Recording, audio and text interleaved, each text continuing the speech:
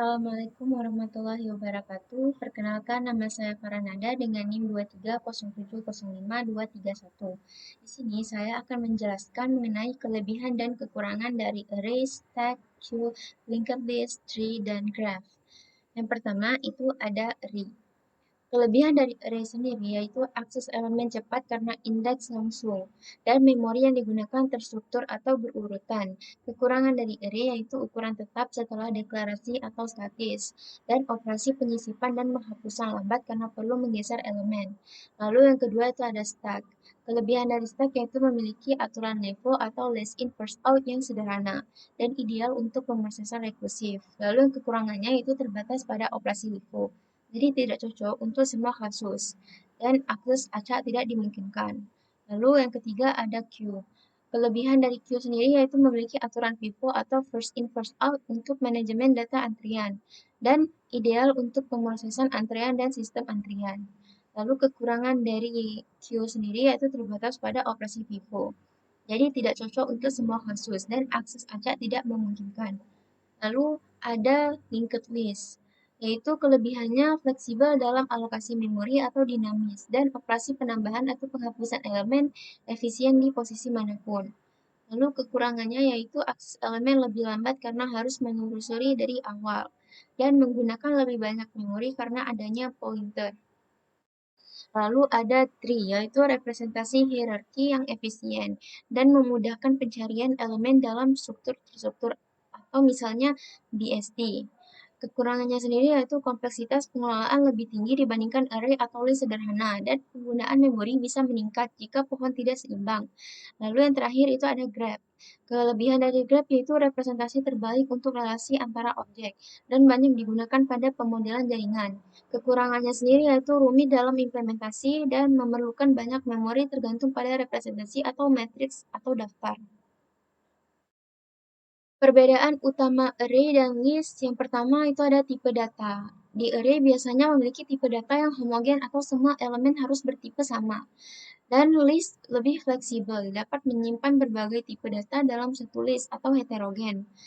Lalu ada ukuran. Di array, ukuran biasanya tetap setelah dideklarasikan, sehingga perlu alokasi ulang memori jika ingin menambah elemen lebih kapasitas awal. Di list, ukurannya dinamis, dapat bertambah atau berkurang tanpa perlu alokasi ulang memori yang signifikan.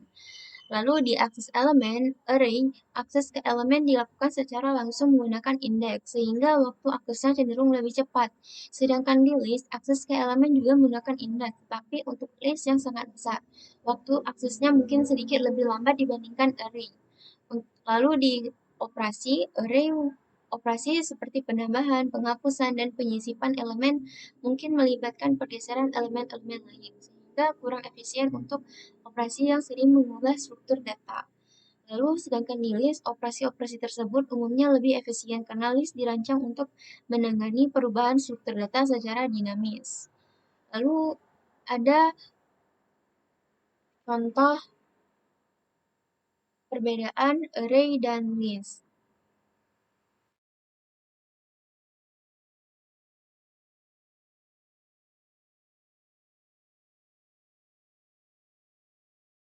Di sini kita bisa melihat contoh perbedaan dari array, yaitu kita menggunakan NumPy untuk membuat array dengan tipe data integer. Nah, ketika kita mencoba menambahkan elemen ke array, terjadi error karena array memiliki ukuran yang tetap. Nah, sedangkan perbedaan dari list sendiri yaitu kita membuat list yang berisi berbagai tipe data integer, string, dan boolean. Menambahkan elemen ke list menggunakan metode append. Sangat mudah. Lalu yang ketiga, kita menghapus elemen dari list menggunakan del dengan indeks.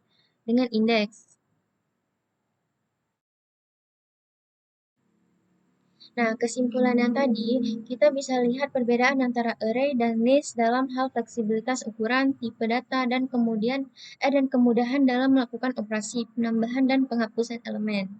Nah, kapan kita bisa menggunakan array dan kapan menggunakan list? Array kita cocok digunakan ketika data memiliki tipe yang sama, ukurannya diketahui sebelumnya, dan operasi utama adalah akses langsung ke elemen, misalnya untuk menyimpan data numerik dalam operasi matematika. Sedangkan list lebih fleksibel dan cocok digunakan ketika tipe data beragam, ukuran data dinamis, dan sering dilakukan operasi penambahan, penghapusan, dan penyisipan elemen. Misalnya untuk menyimpan data dalam bentuk struktur data yang kompleks seperti stack, queue, atau linked list. Nah, pilihan antara array dan list tergantung pada kebutuhan spesifik dalam suatu program. Nah, untuk pertanyaan yang ketiga, yaitu array termasuk dalam struktur data statis yang mana ukuran memori yang digunakan bersifat tetap walaupun array tidak terisi penuh. Ya, pernyataan tersebut benar karena array termasuk dalam struktur data statis yang mana ukuran memori yang digunakan bersifat tetap walaupun array tidak terisi penuh. Struktur data statis sendiri yaitu adalah jenis struktur data yang ukurannya ditentukan saat deklarasi dan tidak dapat diubah selama eksekusi program, yang artinya alokasi memori untuk struktur data ini bersifat tetap, baik data di dalamnya terisi penuh atau tidak. Sedangkan array adalah contoh klasik dari struktur data statis. Nah, ketika kita mendeklarasikan sebuah array dengan ukuran tertentu, sistem akan mengalokasikan blok memori dengan ukuran yang sesuai, terlepas dari beberapa banyak elemen yang sebenarnya kita isi. Berikut adalah contohnya. Kode ini menunjukkan bahwa ukuran array dalam byte tetap sama, baik sebelum maupun setelah kita mengisi beberapa elemennya. Ini membuktikan bahwa alokasi memori untuk array bersifat tetap meskipun tidak semua elemennya digunakan.